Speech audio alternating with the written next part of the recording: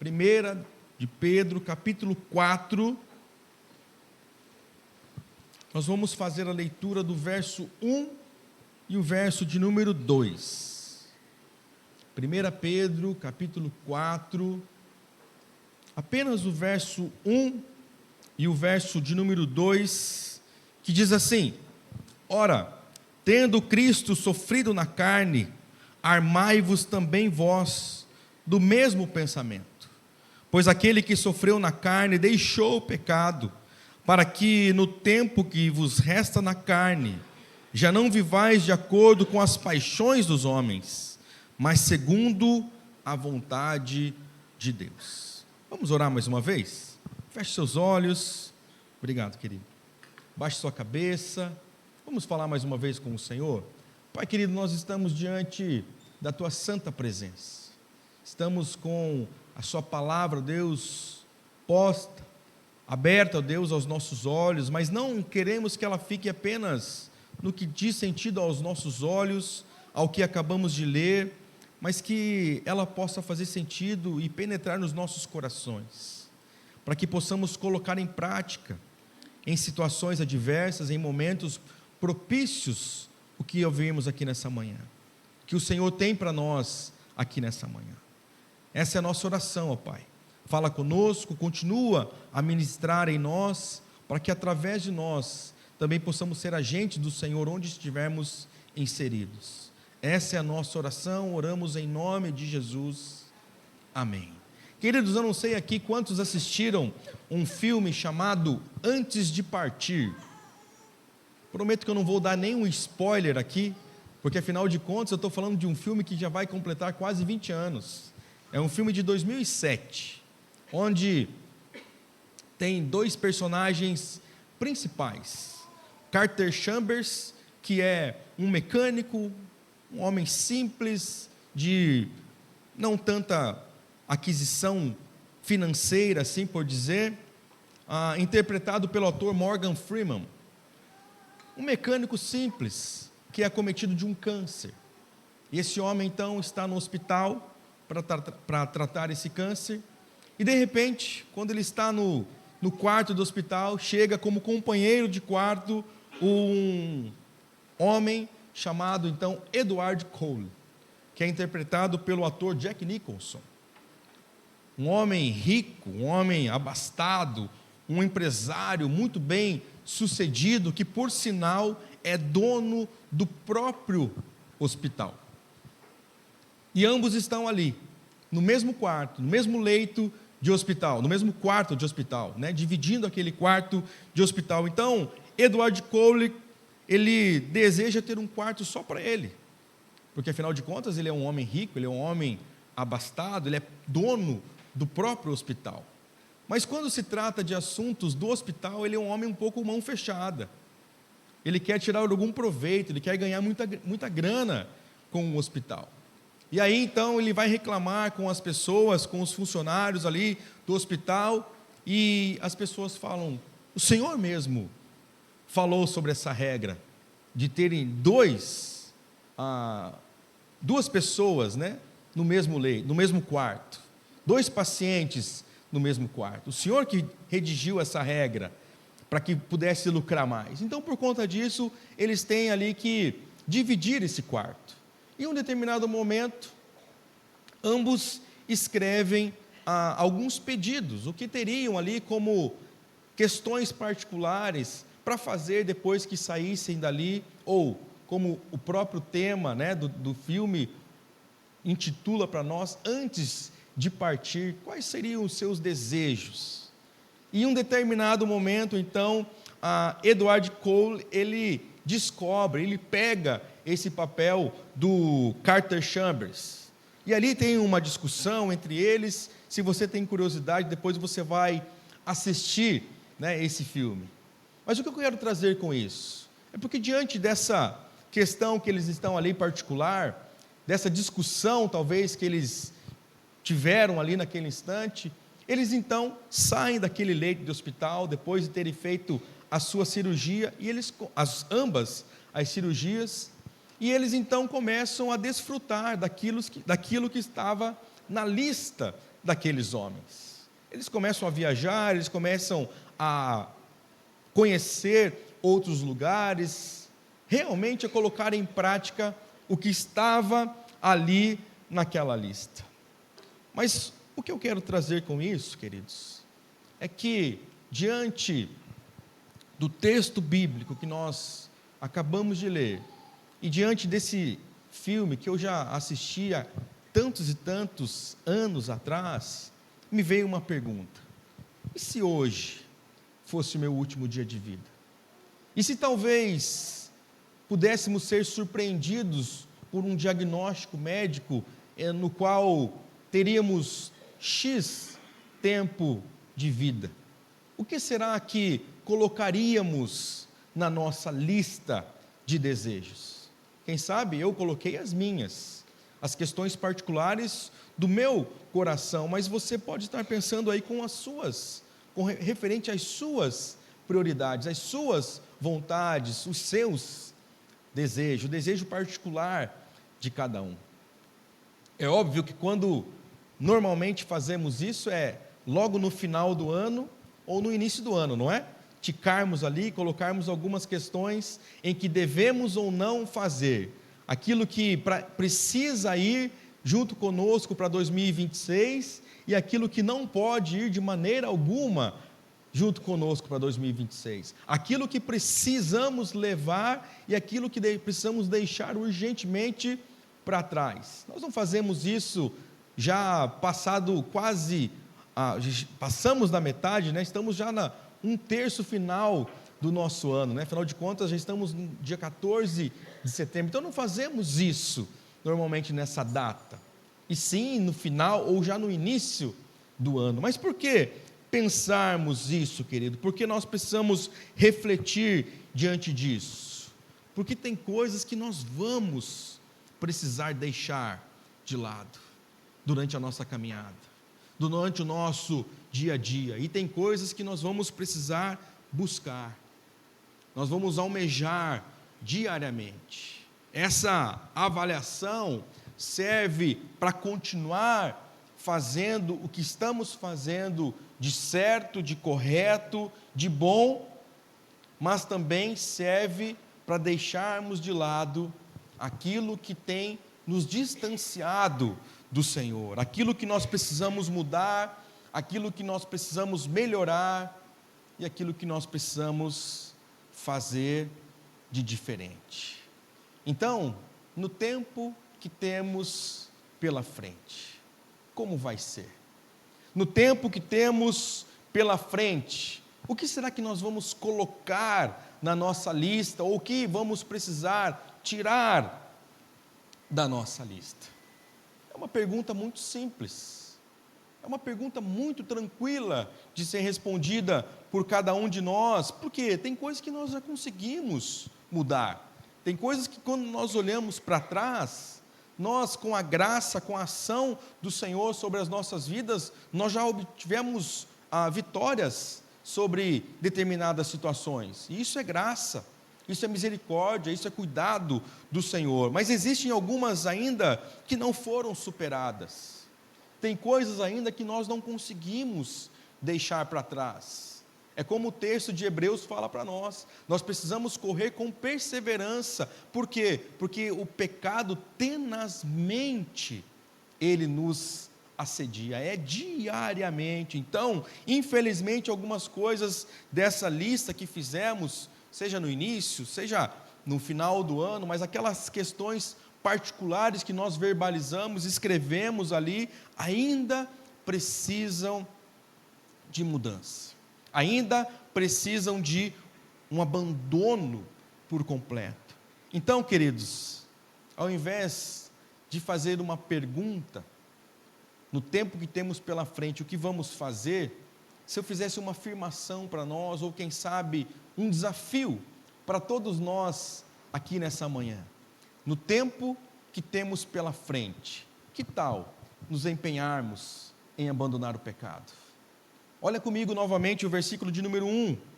Ora, tendo Cristo sofrido na carne, armai-vos também vós do mesmo pensamento, pois aquele que sofreu na carne deixou o pecado. Queridos, Pedro aqui está nos convocando, ele está desafiando aquele povo, e hoje nós aqui como igreja do Senhor, como povo do Senhor, nos desafiando para que possamos ter uma atitude contra o pecado. E não é qualquer atitude, Pedro está falando aqui de uma atitude militar. Olha só como ele diz: armai-vos também vós. Essa atitude em que precisamos ser como soldados, como pessoas que colocam os seus equipamentos e se armam para a guerra, em que se armam para uma batalha. Não é qualquer situação que nós estamos enfrentando, afinal de contas, nós sabemos que o inimigo das nossas almas, ele está ao nosso derredor, procurando uma brecha para nos devorar, procurando uma oportunidade para nos derrubar, para nos tirar da presença do Senhor. Mas também nós sabemos, e aqui eu reforço o que diz um comentarista bíblico, que diz o seguinte: o cristão não se arma para o combate físico, mas para um combate espiritual. A nossa luta não é contra carne e sangue, sim contra as potestades, sim contra as questões espirituais. Então, nós precisamos nos empenhar diariamente para abandonar esse pecado. E quando nós falamos, de uma situação de guerra, nessa luta espiritual, nós precisamos estar fortalecidos, nós precisamos estar vigilantes, nós precisamos estar revestidos com toda a armadura de Deus, que a palavra nos fala lá em Efésios capítulo 6, a partir do verso de número 11 em diante. Capacete, espada, couraça da justiça e as demais que são elencadas ali. Por que nós devemos abandonar o pecado? Eu devolvo essa pergunta com uma outra pergunta: como que nós podemos compactuar, como que nós podemos ter prazer em algo que levou Jesus a morrer na cruz do Calvário? Como nós podemos compactuar com algo que nos afastou do Senhor, da presença do Senhor, e por conta desse sacrifício feito por Jesus Cristo na cruz do Calvário, nos aproxima novamente até a sua presença? Nós não podemos compactuar com isso. Por isso, nós devemos nos empenhar diariamente em abandonar o pecado. Nós não podemos ter prazer no pecado, nós não podemos compactuar o pecado. Então, meus irmãos e irmãs, que no tempo que temos pela frente ainda, possamos nos empenhar em abandonar o pecado.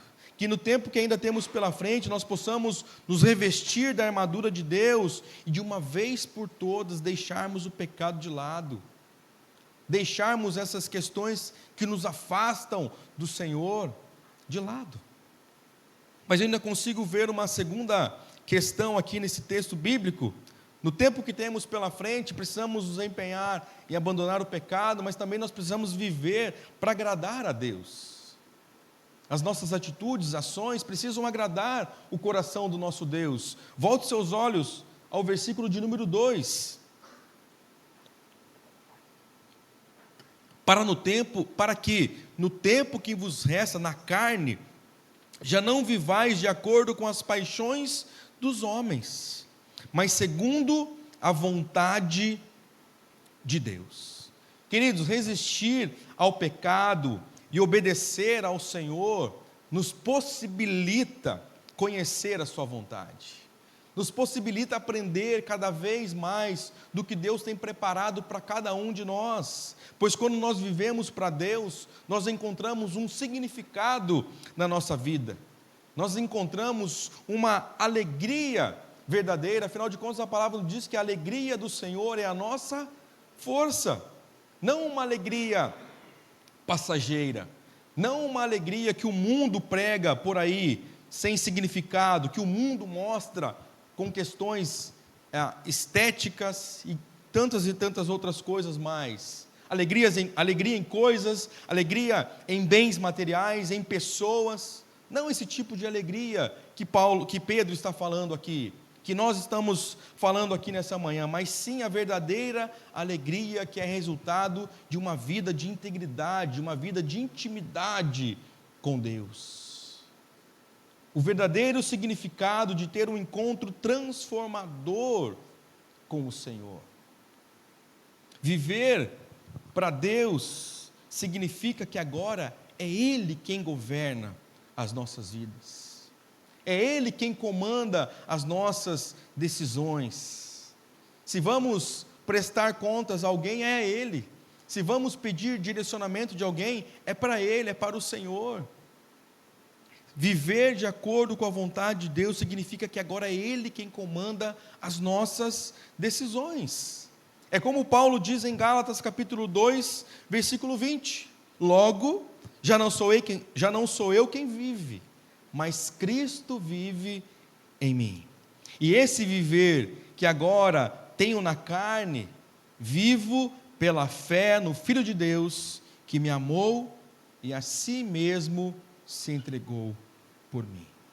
Ou seja, queridos, nós precisamos aprender a viver com aquela pergunta, ou com uma pergunta de um antigo livro que talvez aqui muitos já leram. Em meus passos, o que faria Jesus? Será que as nossas ações, será que as nossas decisões estão sendo pautadas segundo a vontade de Jesus para as nossas vidas? Ou por vezes temos almejado, decidido por nós mesmos? Será que Jesus tomaria tal decisão? Será que Jesus tomaria tal atitude? Será que Jesus faria tal questão? É isso que nós precisamos entender e é isso que nós precisamos colocar em prática no nosso dia a dia. Então, queridos, nós precisamos viver para agradar a Deus em todas as esferas, em tudo que tange a nossa vida, seja na escola, seja na faculdade, seja na família, onde estivermos inseridos, nós precisamos agradar, nós possamos ter atitudes, viver para agradar o nosso Deus. Então, que nesse tempo, ou que nesses dias ainda que temos de 2025, e os demais que o Senhor nos acrescentará, possamos viver para agradar ao Senhor. No tempo que temos pela frente, que possamos nos empenhar em abandonar o pecado, que possamos viver para agradar o coração do Senhor, e também, no tempo que temos pela frente, que possamos andar em novidade de vida. Essa aproximação do Senhor nos dará essa capacidade de andarmos em novidade de vida, de não andarmos mais errantes como antes. Andar de um jeito novo aqui, meus irmãos, implica em não sermos talvez saudosistas, em vivermos com os nossos olhos para o passado, um saudosismo exagerado. Podemos lembrar aqui muito bem do povo de Israel, quando andou por 40 anos peregrinando, depois de ter saído da escravidão do Egito, e ali eles, mesmo estando com o Senhor, sendo libertos da escravidão, o que eles faziam? Eles lembravam do pepino, eles lembravam da cebola, mas eles não lembravam do tempo da chibatada, do tempo da escravidão. Era um saudosismo para as questões que agregavam ao seu coração. Então nós, como cristãos, para andarmos em novidade de vida, agradarmos ao Senhor, nós não podemos ter esse saudosismo, nós não podemos ter essa mente voltada para as questões do passado. O cristão não pode ter saudade do seu passado. Por quê? Porque ele precisa entender que ele agora é uma nova criatura, ele tem um novo Senhor a quem servir. Antes ele era escravo do pecado, por vezes dele mesmo, mas agora ele tem um novo Senhor, que é o nosso Senhor Jesus, e é Ele que agora nós precisamos tomar nota, é Ele agora que nós precisamos ter uma vida reta para agradar o coração. Falando disso, eu lembro de uma ilustração, quando fala sobre essa questão de um saudosismo, ou de algo que é caro para nós. Existe uma história do beija-flor e do corvo. Não sei aqui quantos ouviram. É uma ilustração, é uma história, né? Os dois se encontraram na manhã, o corvo e o beija-flor. E ambos ali conversaram, um desejando um bom dia para o outro, e aí se despedem. Um vai para um lado, o outro vai para o outro lado. Quando eles retornam, o corvo pergunta ao beija-flor: como é que foi seu dia? Aí o beija-flor fala assim: o meu dia foi maravilhoso. Eu me esbaldei, achei um lugar com várias flores, então eu tomei muito néctar, muito mel. Olha, o meu dia foi maravilhoso, não poderia ter um dia melhor. E aí então o beija-flor pergunta ao corvo: como que foi o seu dia? Aí o corvo fala assim: o meu dia foi maravilhoso. Eu estava voando, de repente eu encontrei muita carniça, muita carne podre. Eu me esbaldei, eu comi tanto. Com isso, queridos, nós podemos, eu trago uma frase: o que nos alimenta é o que nos atrai, e o que nos atrai é o que nos alimenta. Nós não podemos ficar com esse saudosismo. O beija-flor teve um dia maravilhoso, na perspectiva dele, e o corvo da mesma forma, teve um dia maravilhoso, na perspectiva dele. Então nós podemos ter dias maravilhosos, podemos ter situações que aos nossos corações são maravilhosas, mas com a ótica errada, olhando talvez para uma ótica ou questões de pecado, de distância da vontade do Senhor. Mas no tempo que temos pela frente, nós precisamos nos empenhar em abandonar o pecado, nós precisamos viver para agradar a Deus, e nós precisamos andar em novidade de vida. Olha só, nós precisamos ser atraídos pelas coisas de Deus, pelas coisas do alto, pelas coisas do reino. Acompanhem comigo agora, nós não lemos, mas vamos adiante, o verso 7, olha só o que diz o verso 7, ora, o fim de todas as coisas está próximo, sede, portanto, criteriosos e sóbrios, a bem das vossas orações. Vou ler mais uma vez, sede, portanto, criteriosos e sóbrios, a bem das vossas orações.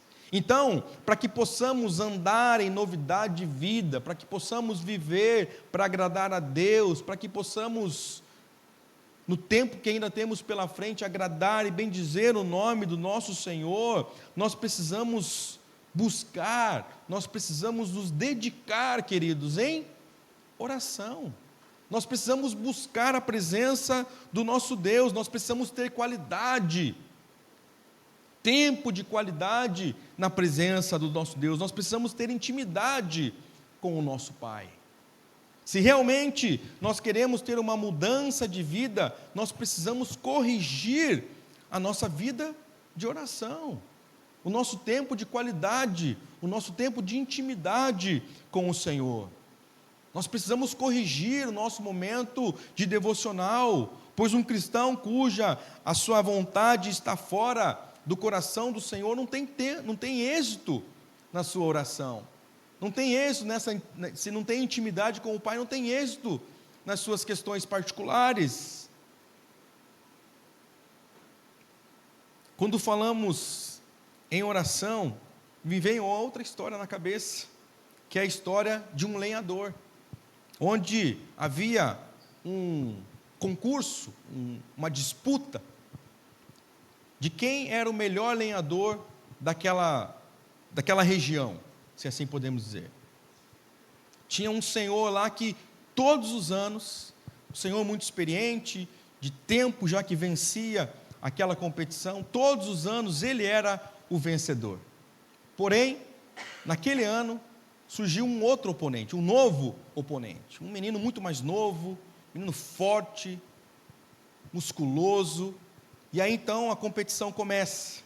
E aí a ideia é de que, para alguns que ali estavam, esse jovem, ele vai destronar esse senhor dessa vez. Esse senhor já, essa situação já está no papo, né? Já vai sair o vencedor. E então começa o desafio, né? Cortando lenha, cortando. De repente, depois de um tempo, o tempo cessou, acabou a competição, e aquele moço mais novo já estava se dando por vencido. Falou: já ganhei, porque afinal de contas, todas as vezes que eu olhava para o lado, aquele senhor, ele estava sentado, parecendo que estava descansando. E aí, quando vão chamar lá, as pessoas vão chamar, né, aquelas pessoas que estavam avaliando, novamente o senhor, aquele senhor mais experiente, foi o vencedor. Aquele homem: mas como assim? O jovem, né? Como assim? Se algumas vezes eu olhava para o lado e o senhor estava descansando, o senhor parecia que estava cansado, descansando. Então aquele senhor olha para aquele jovem e fala: o momento que eu estava sentado, não estava descansando, eu apenas estava amolando o meu machado. Eu apenas estava amolando o meu machado. Com isso eu consigo entender que nós precisamos amolar o nosso machado. Nós precisamos ter essa intimidade com o Senhor. Nós temos que fazer a obra, nós precisamos buscar agradar o coração do Senhor, fazer a vontade do Senhor, mas nós precisamos ter tempo de amolar o machado. Nós precisamos ter essa intimidade com o nosso Deus e assim nos aproximarmos dEle para fazermos cada vez mais a sua vontade. E a pergunta que eu faço para mim e para todos que aqui estamos: será que nós temos amolado o nosso machado? Será que estamos tendo esse tempo de intimidade com o Senhor? Olha só, queridos, o resultado dessa vida reta diante de Deus. Nós lemos o verso 1, 2, o 7 e agora o verso 11. Olha só o verso 11: se alguém fale de acordo com os oráculos de Deus. Se alguém serve, faça-o na força que Deus supre, para que em todas as coisas seja Deus glorificado, por meio de Jesus Cristo, a quem pertence a glória e o domínio pelos séculos dos séculos. Amém. Ou seja, queridos, precisamos falar palavras de acordo com as palavras de Deus. Nós precisamos servir ao próximo, sim, mas nós precisamos servir na força dEle. E em tudo que viermos a fazer, nós precisamos glorificá-lo. Nós precisamos glorificar o nome do Senhor. Então, que no tempo que temos pela frente, nós possamos nos empenhar em abandonar o pecado. Que no tempo que temos pela frente, nós possamos viver para agradar a Deus e andar em novidade de vida. Que o Senhor assim nos ajude, que o Senhor assim nos abençoe, em nome de Jesus.